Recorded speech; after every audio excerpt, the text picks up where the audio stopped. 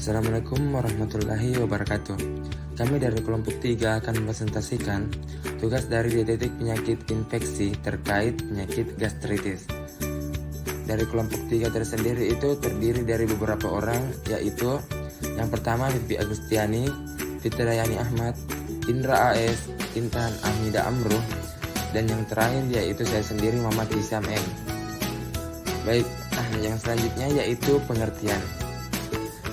Pengertian gastritis adalah peradangan pada mukosa lambung dan submukosa lambung yang bersifat secara akut, kronis, difus, atau lokal akibat infeksi dari bakteri, obat-obatan, dan bahan iritan lain, sehingga menyebabkan kerusakan-kerusakan atau perlukaan yang menyebabkan erosi pada lapisan-lapisan tersebut dengan gambaran klinis yang ditemukan berupa dispepsia atau indigesti.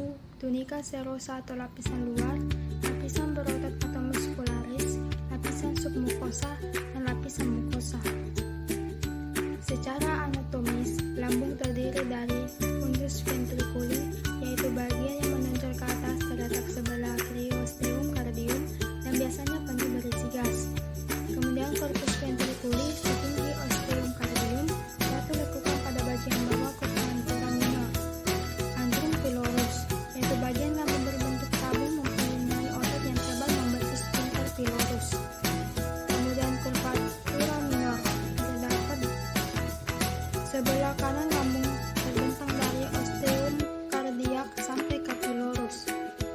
Curvatura major lebih panjang daripada curvatura minor, terbentang dari sisi kiri osteum cardiacum melalui fundus ventriculi menuju ke kanan sampai ke pylorus inferior. Kemudian osteum cardiacum merupakan tempat di mana esofagus bagian abdomen masuk ke lambung. Pada bagian ini terdapat orifisium pyloric. Gejala gastritis. Gejala gastritis yang dirasakan dapat berbeda pada tiap penderita. Akan tetapi, kondisi ini bisa juga tidak selalu menimbulkan gejala. Beberapa contoh gejala gastritis adalah nyeri yang terasa panas dan perih di perut bagian ulu hati, perut kembung, cegukan, mual, hilang nafsu makan, muntah, cepat merasa kenyang saat makan, buang air besar dengan tinja berwarna hitam, muntah darah.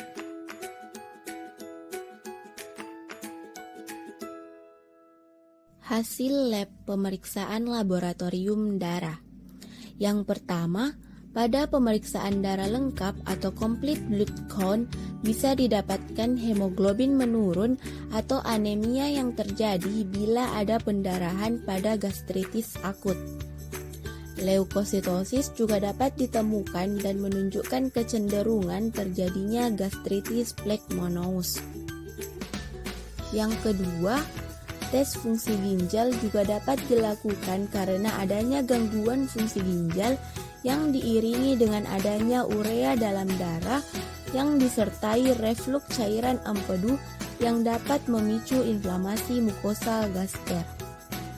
Yang ketiga, tes fungsi pankreas juga dapat dilakukan apabila dicurigai bahwa kausal dari gastritis berhubungan dengan masalah pada pankreas. Yang keempat, pemeriksaan serum vitamin B12 dianjurkan terutama pada pasien dengan gejala dispepsia yang juga menderita defisiensi vitamin B12. Yang kelima, pemeriksaan serum antibodi faktor intrinsik yang dapat dilakukan apabila ada kecurigaan yang terjadi komplikasi berupa anemia pernisiosa. Hasil fisik. Pemeriksaan fisik pada gastritis kasus ringan yaitu pemeriksaan fisik normal. Pada gastritis erosif hemoragik akut akan didapatkan melena pada infeksi feses yang disertai nyeri tekan ringan daerah epigastrik. Selain itu, ada pemeriksaan penunjang. Yang pertama yaitu pemeriksaan Helicobacter pylori untuk mengidentifikasi adanya Helicobacter pylori.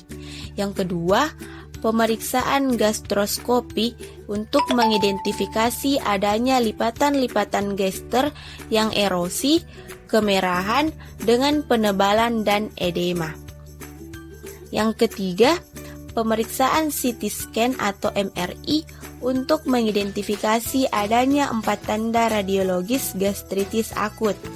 Yang keempat, kultur cairan lambung atau darah yang dilakukan bila ada kecurigaan gastritis plekmonos. Terapi diet gastritis atau diet penyakit saluran cerna atas. Tujuan diet: 1. Mengurangi faktor yang menyebabkan tekanan yang meningkat di dalam lambung.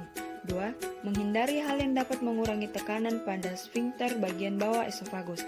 3. Mengurangi keasaman material saat refluks untuk mencegah iritasi pada esofagus. 4. Mengoptimalkan asupan zat gizi dengan mempertimbangkan resiko aspirasi atau terdesak. 5. Memberikan makanan dan cairan secukupnya yang tidak memberatkan lambung serta mencegah dan menetralkan sekresi asam lambung yang berlebihan. Syarat dan prinsip diet. Energi diberikan sesuai kebutuhan. Diberikan diet tinggi kalori protein apabila dalam kondisi status gizi kurang. Diet rendah kalori pada kondisi status gizi obesitas.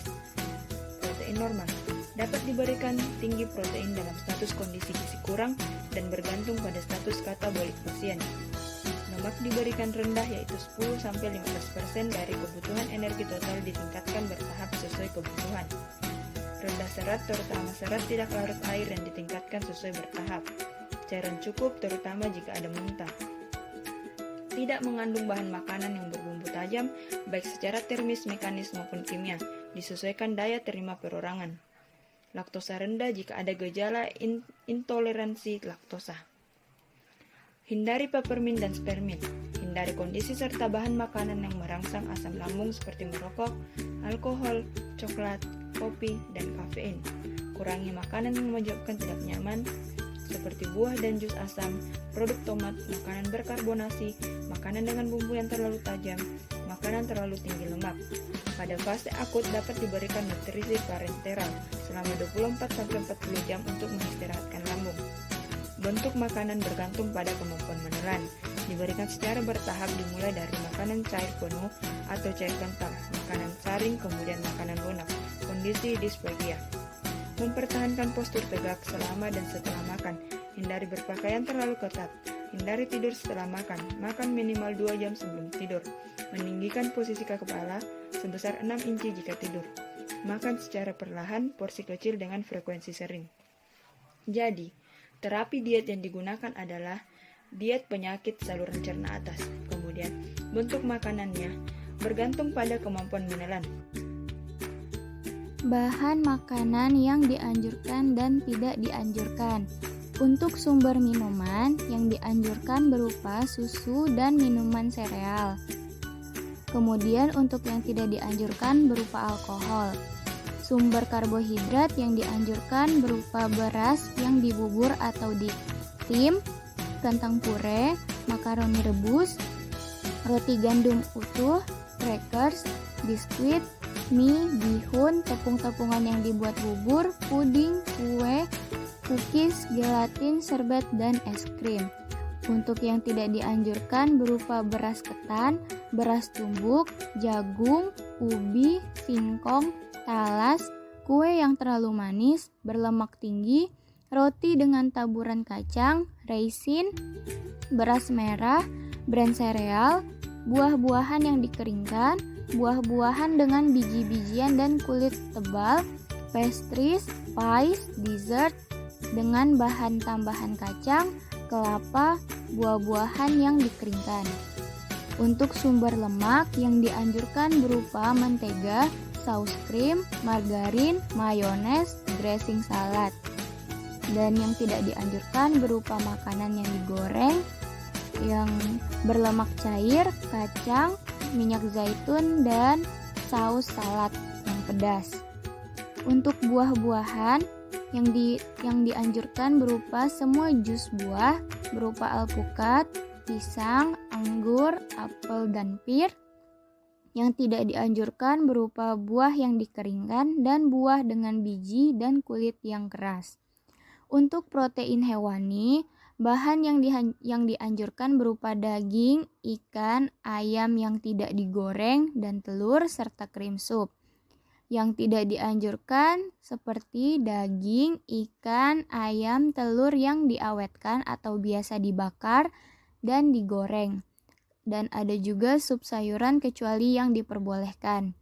Untuk sumber pemanis, yang dianjurkan berupa gula, sirup, madu, dan yang tidak dianjurkan berupa jam atau selai, marmelade, dan permen dengan kulit yang tebal serta kacang.